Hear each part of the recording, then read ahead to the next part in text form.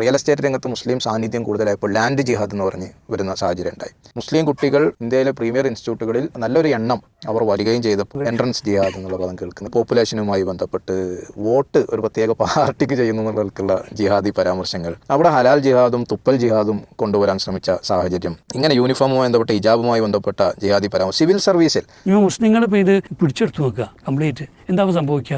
മദ്യം ഉണ്ടാവില്ല, ഗാംബ്ലിംഗ് ഉണ്ടാവില്ല, ഇത്തരത്തിലുള്ള ഈ ചുട്ടികുത്തലും പച്ചകുത്തലും ഒക്കെ കുറേ എന്ത് ചെയ്യും? അതേടെ കുറയും. ഉദ്ഘാടനത്തിന് വലിയ നഗ്നത പ്രദർശനവും ഡാൻസും എന്ത് ചെയ്യുന്നുണ്ടാവില്ല. ഒരു വേൾഡ് കപ്പ് കാലത്തിലാണുള്ളത്. വേൾഡ് കപ്പ് നടക്കുമ്പോൾ ആര് ജയിക്കും ആര് തോൽക്കും തുടങ്ങിയ വാഗ്വാദങ്ങളൊക്കെ നടക്കുന്ന സമയത്ത് ഫുട്ബോൾ ഇസ്ലാമിൻ്റെ ഒരു വിജയപ്രഖ്യാപനമാണ് എന്നുള്ള രൂപത്തിൽ ചില ചാനലുകൾ ഫുട്ബോൾ ജിഹാദ് അവിടെ ഇസ്ലാം കുത്തിക്കയറ്റുകയാണ്. വർഷങ്ങളായിട്ട് ഇസ്ലാം ബോധപൂർവം ഫുട്ബോളിലേക്ക് കൊണ്ടുവന്നുകൊണ്ടിരിക്കുകയാണ്. എല്ലാ ടീമും വാങ്ങിക്കൊണ്ടിരിക്കുകയാണ്. യൂറോപ്യൻ ടീമുകളുടെ സ്ഥാനത്തേക്ക് മുസ്ലിം രാജ്യങ്ങളെ അതേപോലെ ഈ രംഗത്തേക്ക് കടന്നു വന്നുകൊണ്ടിരിക്കുകയാണ്. ഇസ്ലാം ഫുട്ബോളിനെ വിഴുങ്ങുന്നു എന്ന രൂപത്തിലൊക്കെ വലിയ ചാനൽ ചർച്ചകൾ നടന്നുകൊണ്ടിരിക്കുന്നൊരു സാഹചര്യം നമ്മൾ കണ്ടുകൊണ്ടിരിക്കുന്നത്. എത്രത്തോളം ഒരു വസ്തുത ഈ ഒരു കാര്യത്തിൽ ഒരു ഫുട്ബോൾ ജിഹാദ്, ഏത് കാര്യവും ജിഹാദാക്കിക്കൊണ്ടിരിക്കുകയാണ്. ഫുട്ബോൾ ജിഹാദ് എന്നൊക്കെ പ്രയോഗിക്കുന്നതിൽ എത്രമാത്രം യാഥാർത്ഥ്യമുണ്ട്? ഇത് സത്യത്തിൽ വലിയ തമാശ കൂടിയാണ്. മുസ്ലിങ്ങൾ ഏതെല്ലാം രംഗത്ത് മുന്നിൽ വരുന്നുവോ, മുസ്ലിങ്ങളുടെ ഒരു പ്രകടമായ സാന്നിധ്യം ഏതെല്ലാം തലങ്ങളിൽ ഉണ്ടാകുന്നുവോ അതിനെയെല്ലാം വളരെ മോശമായ രീതിയിൽ ചിത്രീകരിക്കാനുള്ള ശ്രമങ്ങൾ ഇന്ത്യയിലെ സംഘപരിവാരത്തിൻ്റെ അടുക്കൽ നിന്ന് കഴിഞ്ഞ കുറച്ചു വർഷങ്ങളായി, പ്രത്യേകിച്ച് അവർ അധികാരത്തിൽ വന്നതിന് ശേഷം നിരന്തരമായി ഉണ്ടായിക്കൊണ്ടിരിക്കുകയാണ്. നമുക്കറിയാം, ഫാസിസവും അതേപോലുള്ള ഇത്തരം വിനാശകരമായ ആശയങ്ങൾക്കൊക്കെ എപ്പോഴും ഒരു ശത്രുവിനെ മുന്നിൽ നിർത്തി, അപരനെ മുന്നിൽ നിർത്തി നിരന്തരം അവരെ ആക്രമിച്ചുകൊണ്ടാണ് അവർക്ക് മുന്നോട്ട് പോകാൻ കഴിയുക എന്നുള്ളത് മനസ്സിലാക്കുന്നവരാണ് നമ്മളെല്ലാവരും, ഇന്ത്യയിലുടനീളം ലോകത്തുടനീളമുള്ള ആളുകൾ. അതുകൊണ്ട് തന്നെ ഇസ്ലാമോഫോബിയയുടെ ഇത്തരം സാഹചര്യങ്ങൾ നമുക്ക് തിരിച്ചറിയാൻ സാധിക്കും. പക്ഷേ കേരളത്തിലെ ഇപ്പോൾ ഏറ്റവും ഫുട്ബോൾ ജിഹാദ് എന്ന് പറഞ്ഞ ഈ ചർച്ചയിലേക്ക് നമ്മൾ വരുമ്പോൾ ഏറ്റവും തമാശയായി തോന്നുന്നൊരു കാര്യം, കേരളത്തിലെ ഇന്ത്യ ഗവൺമെൻറ്റിൻ്റെ ലൈസൻസുള്ള ഒരു ചാനൽ അതിൻ്റെ ഫ്ലോർ സമയത്തിൽ ഏറ്റവും പീക്കായിട്ടുള്ളൊരു സമയം ഇത്തരം ഒരു ചർച്ചയ്ക്ക് വേണ്ടി വിനിയോഗിക്കുന്നു എന്നുള്ളതാണ്. എത്രമാത്രം ഒരു തരം താഴ്ന്ന സാഹചര്യമാണ് ഇവരൊക്കെ അനുഭവിക്കുന്നത് എന്നത് നമുക്ക് വളരെ വേദന ഉണ്ടാക്കുന്ന കാര്യമാണ്. അപ്പോൾ നമുക്കറിയാം, എല്ലാ മുസ്ലിം ഇഷ്യൂ അല്ലെങ്കിൽ മുസ്ലിങ്ങൾ മായി ബന്ധപ്പെട്ട എത്രയെത്ര ജിഹാദി പരാമർശങ്ങളാണ് ഇപ്പോൾ കഴിഞ്ഞ കാലങ്ങളിൽ ഉണ്ടായത്. ഇപ്പോൾ ലവ് ജിഹാദാണ് ഇതിലേറ്റവും ഒന്നാമതായി ജിഹാദുമായി കൂട്ടിക്കലർത്തി വരുന്ന ഒരു വിഷയം. ഇന്ത്യയിലെ കഴിഞ്ഞ 10-14 വർഷമായി ഇന്ത്യ BJPയുടെ ഭരണത്തിന് കീഴിലാണ്. ഒരുപക്ഷെ ഇന്ത്യൻ മുസ്ലിങ്ങളെ ഏറ്റവും അധികം നിയമത്തിന് മുമ്പിൽ കൊണ്ടുവരാമായിരുന്ന അല്ലെങ്കിൽ അവരെ പ്രതിക്കൂട്ടിൽ നിർത്താമായിരുന്ന ഒരു വിഷയമായിട്ടാണ് ലവ് ജിഹാദിന് എക്കാലത്തും BJP ഉപയോഗിച്ചു വന്നത്. ആ വിഷയത്തിൽ എല്ലാ തലത്തിലുമുള്ള, ഇന്ത്യക്ക് IB ഉണ്ട്, പിന്നെ റോയ് ഉണ്ട്, ഇന്ത്യക്ക് ഇൻ്റലിജൻസ് സംവിധാനങ്ങൾ പല രൂപത്തിലുണ്ട്, CBI സംവിധാനങ്ങളുണ്ട്, NIA ഉണ്ട്, ഇങ്ങനെയുള്ള എത്രയോ ഇൻവെസ്റ്റിഗേഷൻ ഏജൻസികൾ വളരെ ആഴത്തിൽ അവർക്ക് കിട്ടാവുന്ന മാക്സിമം കാര്യങ്ങൾ ഉപയോഗിച്ച് അന്വേഷിച്ചെങ്കിലും ഉത്തർപ്രദേശിൽ നിന്നോ കേരളത്തിൽ നിന്നോ ഈ മുസ്ലിങ്ങൾ മറ്റെവിടെയെങ്കിലും നിന്നോ ഒരു തെളിവ് പോലും ഹാജരാക്കാൻ സാധിക്കാതെ സുപ്രീം കോടതി വരെ തള്ളിക്കളഞ്ഞ ഒരു വിഷയമാണ്. എന്നാലും ഇപ്പോഴും ഇപ്പോൾ ഈ കഴിഞ്ഞ മാസവും ഒരു പെൺകുട്ടിയുമായി ബന്ധപ്പെട്ട് ഉത്തർപ്രദേശിൽ വീണ്ടും ലവ് ജിഹാദ് ആരോപണങ്ങൾ ഉന്നയിക്കപ്പെടുന്ന സാഹചര്യം ഉണ്ടായി. മുസ്ലിങ്ങൾ ഭൂമി വാങ്ങിക്കൂട്ടുന്നു. നമ്മുടെ കേരളത്തിൽ തന്നെ ഉണ്ടായിട്ടുള്ള ഈ റിയൽ എസ്റ്റേറ്റ് രംഗത്ത് മുസ്ലിം സാന്നിധ്യം കൂടുതലായപ്പോൾ ലാൻഡ് ജിഹാദ് എന്ന് പറഞ്ഞ് വരുന്ന സാഹചര്യം ഉണ്ടായി. +2 അടക്കമുള്ള വർഷങ്ങളായി മുസ്ലിം രാഷ്ട്രീയ പ്രസ്ഥാനങ്ങളും സാമുദായിക സംഘടനകളും സാമൂഹിക സംഘടനകളും മുസ്ലിങ്ങൾക്കിടയിൽ വിദ്യാഭ്യാസ പ്രവർത്തനങ്ങൾ നടത്തിയതിൻ്റെ പശ്ചാത്തലത്തിൽ മുസ്ലിം കുട്ടികൾ ഹയർ സെക്കൻഡറിയിൽ നല്ല വിജയം കാഴ്ചവെക്കുകയും അവർ ഡൽഹി യൂണിവേഴ്സിറ്റി അടക്കമുള്ള യൂണിവേഴ്സിറ്റികളിൽ ഇന്ത്യയിലെ പ്രീമിയർ ഇൻസ്റ്റിറ്റ്യൂട്ടുകളിൽ വലിയ നല്ലൊരു എണ്ണം അവർ വരികയും ചെയ്തപ്പോൾ ഡൽഹിയിൽ നിന്നൊരു പ്രൊഫസറുടെ അടുക്കൽ നിന്നാണ് മാർക്ക് ജിഹാദ് എന്നുള്ള പദം നമ്മൾ കേൾക്കുന്നത്. എൻട്രൻസ് ജിഹാദ് എന്നുള്ള പദം കേൾക്കുന്നത്. ഇങ്ങനെ പോപ്പുലേഷനുമായി ബന്ധപ്പെട്ട് വോട്ട് ഒരു പ്രത്യേക പാർട്ടിക്ക് ചെയ്യുന്നു എന്നുള്ളവർക്കുള്ള ജിഹാദി പരാമർശങ്ങൾ, ഭക്ഷണത്തോട് മുസ്ലിങ്ങൾക്ക് എക്കാലത്തും താല്പര്യം മുസ്ലിങ്ങളാ നിലക്ക് അവരുടെ ബിസിനസ് രംഗത്തും ഹോട്ടൽ വ്യവസായമാണെങ്കിലും ഏത് കാലത്തും മുന്നോട്ട് പോയിട്ടുള്ളതാണ്. ഇന്ത്യയിലെ തന്നെ അതിപ്രസിദ്ധമായ എല്ലാ ഭക്ഷണ വിഭവങ്ങൾക്കും നോൺ വെജ് വിഭവങ്ങൾക്കും പിന്നിൽ മുസ്ലിം രാജാക്കന്മാരുടെയും അവരുടെ കുശിനിക്കാരുടെയും വലിയ പങ്കുണ്ട് എന്നുള്ളതും ഒരു വസ്തുതയാണ്, യാഥാർത്ഥ്യമാണ്. അവിടെ ഹലാൽ ജിഹാദും തുപ്പൽ ജിഹാദും കൊണ്ടുവരാൻ ശ്രമിച്ച സാഹചര്യം, ഇങ്ങനെ യൂണിഫോമുമായി ബന്ധപ്പെട്ട ഹിജാബുമായി ബന്ധപ്പെട്ട ജിഹാദി പരാമർശം, സിവിൽ സർവീസിൻ്റെ ചരിത്രമെടുത്താൽ എനിക്ക് തോന്നുന്നത് 5% സിവിൽ സർവീസിൽ മുസ്ലിം പ്രാതിനിധ്യം ഒരു കാലത്തും ഉണ്ടായിട്ടില്ല എന്നുള്ള, 5% താഴെ. അതൊരു എന്തോ ഒരു ബാരിയർ വെച്ചതുപോലെ 1000 ആളുകളെ തിരഞ്ഞെടുക്കുമ്പോൾ 50 ആളുകളിൽ മുസ്ലിങ്ങളവിടെ തടഞ്ഞു നിൽക്കും. 30, 40, 50, 52 മാക്സിമം പോയിട്ടുള്ളത്. അതിന് സിവിൽ സർവീസ് UPSC ജിഹാദ് എന്ന് പറഞ്ഞു. ഈ അടുത്ത കാലത്ത് നമ്മൾ കേട്ട മറ്റൊരു ജിഹാദാണ് ജിം ജിഹാദ്. ജിംനേഷ്യത്തുമായി ബന്ധപ്പെട്ട് പ്രത്യേകിച്ചും മധ്യപ്രദേശ് ഉത്തരേന്ത്യയിലുണ്ടായ ഒരു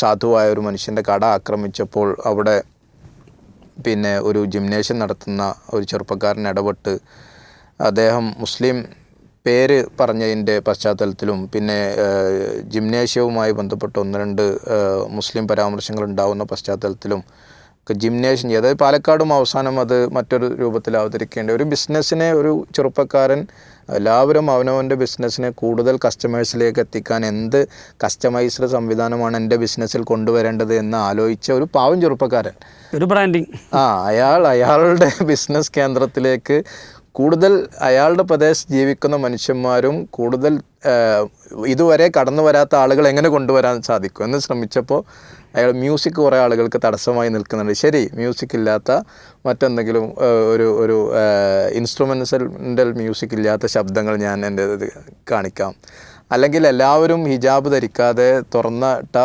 ലൂസായ വസ്ത്രങ്ങൾ ധരിച്ചിട്ടാണ് ഇത്തരം ഫിസിക്കൽ ആക്ടിവിറ്റീസ് നടത്തുന്നത്. ശരി, എൻ്റെ സ്ഥാപനത്തിൽ നിങ്ങൾക്ക് ഹിജാബ് ധരിച്ചിട്ടും ഫിസിക്കൽ ആക്ടിവിറ്റീസ് നടത്താം. ഒരു ചെറുപ്പക്കാരൻ്റെ തൻ്റെ ബിസിനസ്സിനെ വളർത്താനുള്ളൊരു ചിന്തയെ എന്തോ മഹാ അപകടമാക്കി ചിത്രീകരിക്കുന്ന സാഹചര്യം കേരളത്തിലുണ്ടാവും. ഇതിനൊക്കെ മീഡിയയും സോഷ്യൽ മീഡിയയും ഒക്കെ അവരുടെ സ്പേസ് കൊടുക്കുന്നു എന്നുള്ളതാണ് ഏറ്റവും സങ്കടകരമായൊരു കാര്യം എന്നുള്ളത്. തള്ളിക്കളയാൻ ഇപ്പോഴും നമുക്ക് സാധിക്കുന്നില്ല എന്നാണ്.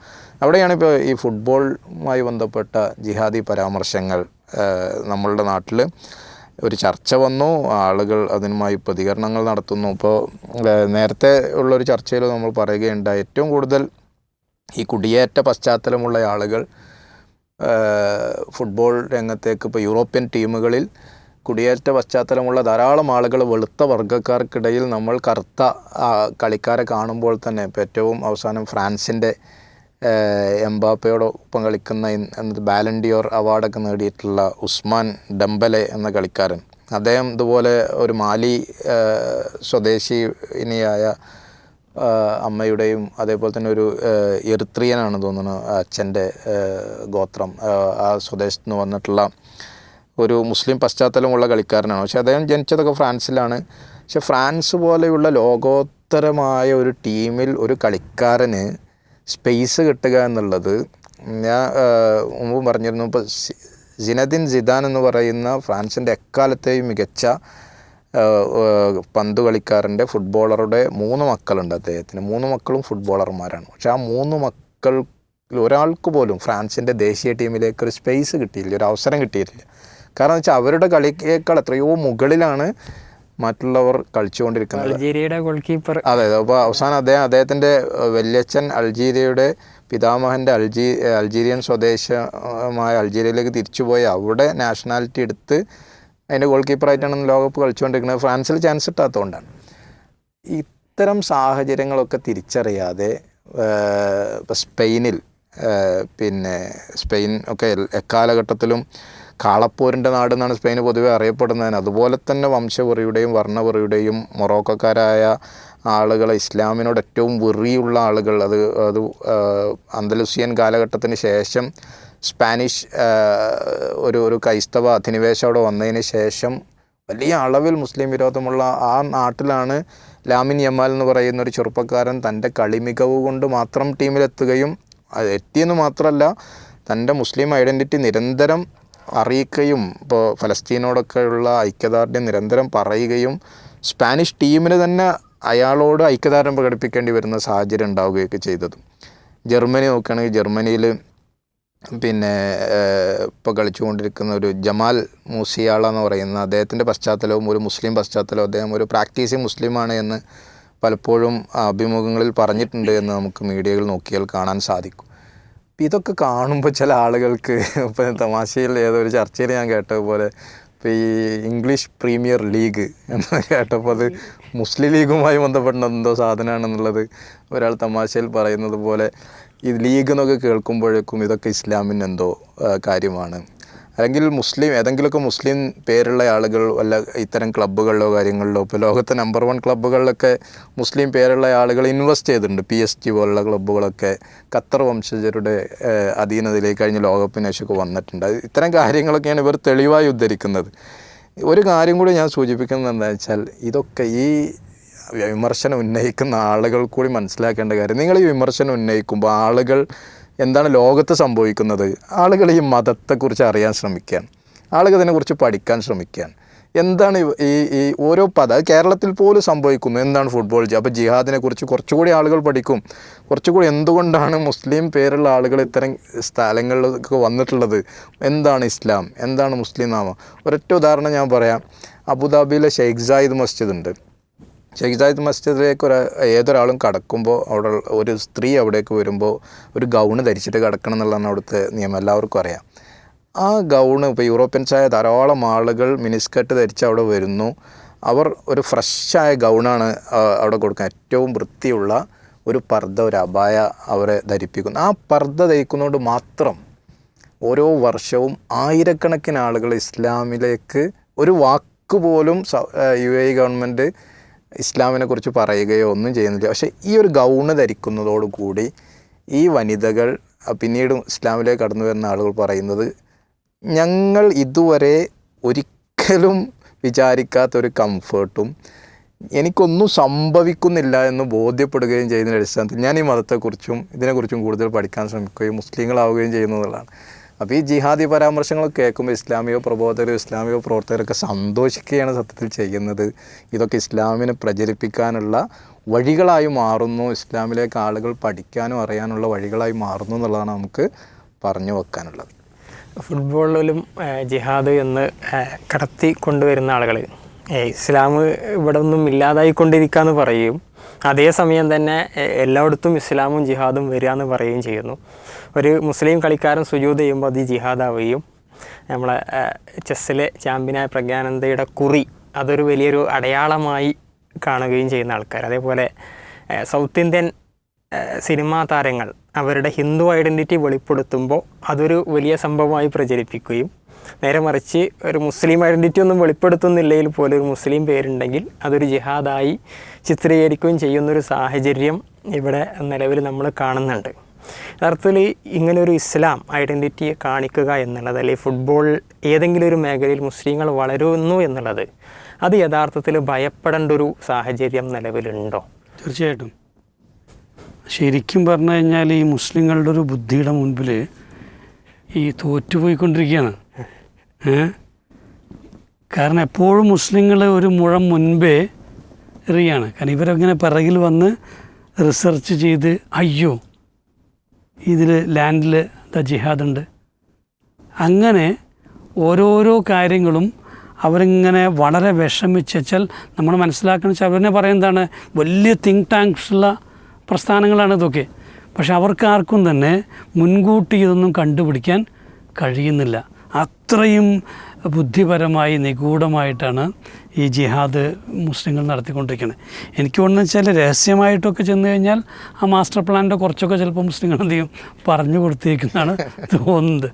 എന്തായാലും ഇത്രയും ഒരു അവജ്ഞ തോന്നിക്കുന്ന, അല്ലെങ്കിൽ ചെറിയ കുട്ടികൾ കേട്ടാൽ പോലും കളിയാക്കാനിടയുള്ള രൂപത്തിലുള്ള ചർച്ചകളിലേക്ക് ഇതിനൊക്കെ കൊണ്ടുപോകുന്നത് ഒരു ജുഗുപ്സാവഹമാണെന്ന് മാത്രമേ നമുക്ക് പറയാനുള്ളൂ.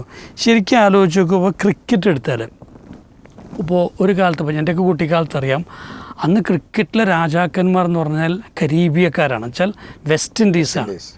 അവരുടെ ബൗളിങ്ങിനെ ഒന്നും നേരിടാൻ പറ്റുന്ന ആരും ഈ ലോകത്തിലെ ഇന്ത്യക്കാർക്ക് പ്രത്യേകിച്ചും എന്താണ് കഴിഞ്ഞിരുന്നില്ല. ഫാസ്റ്റ് ബൗളേഴ്സിൻ്റെയൊക്കെ ഉള്ള അന്ന് പിന്നെ ഉള്ള പ്രമുഖ ടീം എന്ന് പറഞ്ഞാൽ ഇംഗ്ലണ്ടുണ്ട്, ഓസ്ട്രേലിയ ഉണ്ട്, അതുപോലെ സൗത്ത് ആഫ്രിക്ക പോലുള്ള രാജ്യങ്ങളൊക്കെയാണ്.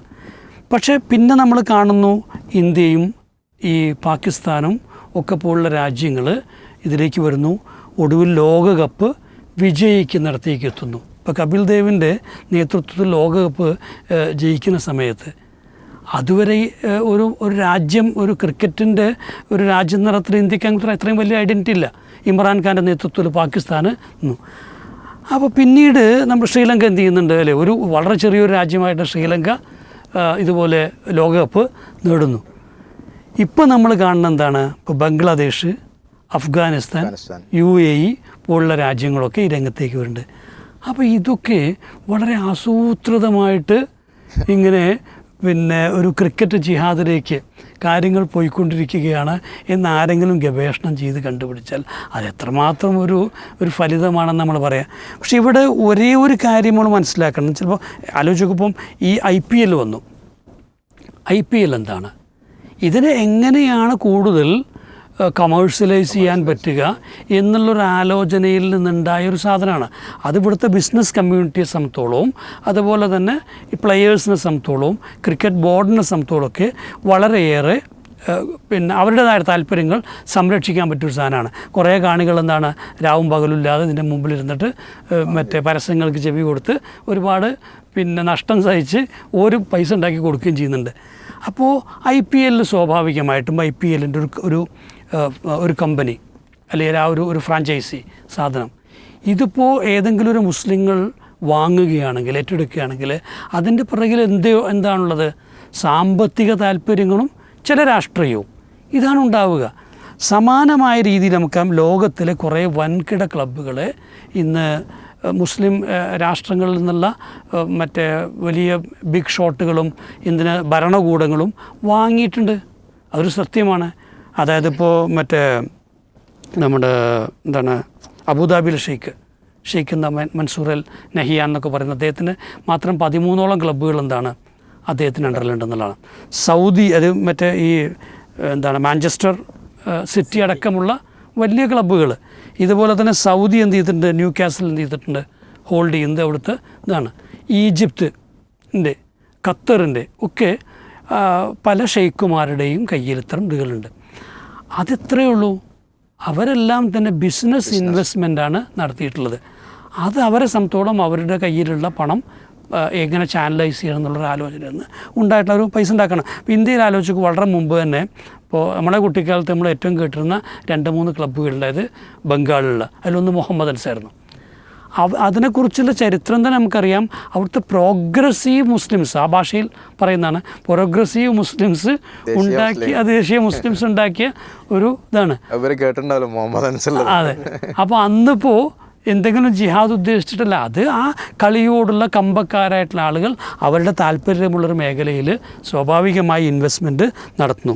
പക്ഷേ ഇവിടെ രണ്ടാമത്തെ ഒരു വിഷയം ഇപ്പോൾ നേരത്തെ പറഞ്ഞ പോലെ അറബ് പ്ലെയേഴ്സ് അല്ലെങ്കിൽ മുസ്ലിം പ്ലെയേഴ്സ് ഈ രംഗത്തേക്ക് മെല്ലെ മെല്ലെ വരുന്നുണ്ട് എന്നുള്ളതാണ്. നേരത്തെയൊന്നും ഇല്ലാത്ത വിധത്തിലുള്ള പല പ്ലെയേഴ്സും.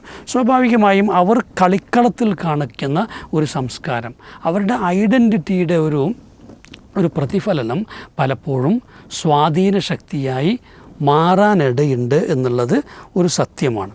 അത് പല കമൻസും അവർ ആ രീതിയിൽ നടത്തുന്നത്. ഇപ്പോൾ മനയൊക്കെ നടത്തിയ കമൻസ് ഉണ്ട്, നിങ്ങൾ വെയിലിനെ പേടിക്കുമ്പോൾ ഞങ്ങൾ അള്ളാഹുവിനെയാണ് എന്ത് ചെയ്യുന്നത് പേടിക്കുന്നത്. പരസ്യമായിട്ട് ഇത്തരം പ്രസ്താവനകളൊക്കെ വരുമ്പോൾ ഒക്കെ ഉണ്ടാകാവുന്ന, ഇപ്പം നമുക്കറിയാം ഗസയിലെ യുദ്ധം ഒരുപാട് ആളുകളെ മുസ്ലിങ്ങളാക്കി എന്നുള്ളതാണ്. കാരണം അവിടെ സഹനത്തിൻ്റെ പിറകിലുള്ള ഒരു ശക്തി എന്താണ്, വിശ്വാസം എന്താണ് എന്ന് അന്വേഷിച്ചു പോയ പലരും അള്ളാഹുവിനെ മനസ്സിലാക്കാനും ഇസ്ലാമിനെ മനസ്സിലാക്കാനും ഒക്കെ സഹായിച്ചു എന്നുള്ളതിനാണ്. എന്തായാലും ഇപ്പം ഈ പല പ്ലെയേഴ്സും എന്നുവെച്ചാൽ എനിക്ക് ഇന്നത്തെ പല പ്ലെയേഴ്സിനെയും കാണുന്നതിന് ഇഷ്ടമല്ല. കാരണം വെച്ചാൽ വല്ല പിശാച്ചുക്കളെ പോലെ മുഖം തൊട്ട് കാലിൻ്റെ അടി വരെയും പച്ച കുത്തിയവരാണ്. ഇപ്പോൾ റൊണാൾഡോ അതിൽ നിന്നൊരു എക്സെപ്ഷനാണ്. അപ്പം അതിന് അദ്ദേഹം പറഞ്ഞ കാരണം, ഞാൻ എല്ലാ മാസമോ അങ്ങനെ എന്തോ ബ്ലഡ് എന്ത് ചെയ്യും, ഡോണർ ആണ്. അപ്പോൾ ഈ പേഷ്യൻസിന് ഒരു അപകടം വരാതിരിക്കാൻ വേണ്ടിയിട്ടാണ്. അപ്പോൾ ഒരു കമ്മിറ്റ്മെൻറ്റാണ്, ഒരു സോഷ്യൽ കമ്മിറ്റ്മെൻറ്റാണ് അദ്ദേഹത്തെ ഈ പറയുന്ന രൂപത്തിൽ വ്യതിരിക്തനാകുന്നത്. സ്വാഭാവികമായും അത്തരത്തിലുള്ള സോഷ്യൽ കമ്മിറ്റ്മെൻറ്റ് ഈ മുസ്ലിം പ്ലെയേഴ്സിന്, കാരണം ഇസ്ലാമിനെ സംബന്ധിച്ചിടത്തോളം ഒരു വ്യക്തി അയാൾ ഫുട്ബോൾ കളിക്കാൻ വേണ്ടി ജനിച്ചോന്നല്ല, പണം ഉണ്ടാക്കാൻ വേണ്ടി ജനിച്ചല്ല, അദ്ദേഹത്തിന് അതിനേക്കാൾ വലിയൊരു ലക്ഷ്യം ഉണ്ട്. സ്വാഭാവികമായി അദ്ദേഹത്തിൻ്റെ ജീവിതത്തിൽ, കരിയറിൽ, പ്രൊഫഷനിൽ ഒക്കെ ഇതിൻ്റേതായിട്ടുള്ള എലമെൻറ്റ്സ് ഉണ്ടാവും. ഇനി മുസ്ലിങ്ങൾ ഇപ്പോൾ ഇത് പിടിച്ചെടുത്ത് നോക്കുക കംപ്ലീറ്റ്, എന്താവും സംഭവിക്കുക? മദ്യം ഉണ്ടാവില്ല, ഗാംബ്ലിംഗ് ഉണ്ടാവില്ല, ഇത്തരത്തിലുള്ള ഈ ചുട്ടികുത്തലും പച്ചകുത്തലൊക്കെ കുറേ എന്ത് ചെയ്യും? കുറേ അതായത് കുറയും. ഉദ്ഘാടനത്തിന് വലിയ നഗ്നത പ്രദർശനവും ഡാൻസും എന്ത് ചെയ്യുന്നുണ്ടാവില്ല. അപ്പോൾ കൂടുതൽ സഭ്യമായ കുടുംബങ്ങൾക്ക് കൂടെ ഇരുന്ന് വാച്ച് ചെയ്യാവുന്ന ഒരു ഗെയിമായിട്ട് ഫുട്ബോൾ കൺവേർട്ട് ചെയ്യപ്പെടും. ഇതേ സംഭവിക്കാൻ പോകുന്നുള്ളൂ. അപ്പോൾ ഒരു യഥാർത്ഥ വിശ്വാസി ഒരു അപകടമാണ്. കാരണം അവൻ്റെ റെപ്രസെൻറ്റേഷൻ കുറച്ചുകൂടെ ആകർഷണീയമായി തോന്നാനിടയുണ്ട്. ഞാനിപ്പോൾ ഈ ഒരു അടുത്ത്, ഇതിൻ്റെ പേര് ഞാൻ മറന്നുപോയി, ഒരു വലിയൊരു ധനാഢ്യനായ ഒരു വ്യക്തി, നെതർലാൻഡ്സ് അങ്ങനെ ഏതോ രാജ്യത്തു നിന്നുള്ളതാണ്. അദ്ദേഹം പറഞ്ഞാൽ ഖത്തർ വേൾഡ് കപ്പാണ് എന്നെ ഇസ്ലാമാക്കിയത് എന്ന് പറയുന്ന ഒരു വീഡിയോ ഞാൻ കാണുന്നുണ്ടായത്. അപ്പോൾ അദ്ദേഹം പറഞ്ഞ എൻ്റെ കോടികൾ വില മതിക്കുന്ന 10 കാറുകൾ എനിക്കുണ്ടായിരുന്നു, ഞാനൊരു ഒറ്റ കാറ് മാത്രം നിർത്തി ബാക്കി 9 വിറ്റ് ഞാൻ ദാനം ചെയ്തു എന്നാണ്. അപ്പോൾ ഇതിലെ ഭയപ്പാടിന് കാര്യമില്ല ഞാൻ പറയുന്നില്ല, പക്ഷെ അതിൽ ചെയ്യേണ്ടത് എന്താണ്? യഥാർത്ഥത്തിൽ ഇവിടെ ഒരു വിശ്വാസി എന്നർത്ഥത്തിൽ മുസ്ലിങ്ങൾ കാണിക്കുന്ന ഈ ഒരു കൾച്ചറിനെ, ധാർമ്മികതയെ, റെപ്രസെൻറ്റേഷനെ യഥാരൂപത്തിൽ അളക്കാൻ ശ്രമിക്കുകയും അതിൻ്റെ മൂല്യത്തെ അംഗീകരിക്കുകയാണ് വേണ്ടത്. അല്ലാതെ അതിനകത്ത് ജാതി കുത്തിക്കയറ്റുകയല്ല മാത്രമേ ഉള്ളൂ. അതെ, വിശ്വാസം, ഒരു മുസ്ലിം ഐഡൻറ്റിറ്റി അവിടെ കാണിക്കുമ്പം അതിലൂടെ ഇസ്ലാമിനെ പഠിക്കാനും അതിൻ്റെ നന്മ ആളുകൾ മനസ്സിലാക്കാനും തയ്യാറാവുകയാണ് ഇതിലൂടെ ചെയ്യുന്നതാണ് നമ്മൾ പറഞ്ഞത്.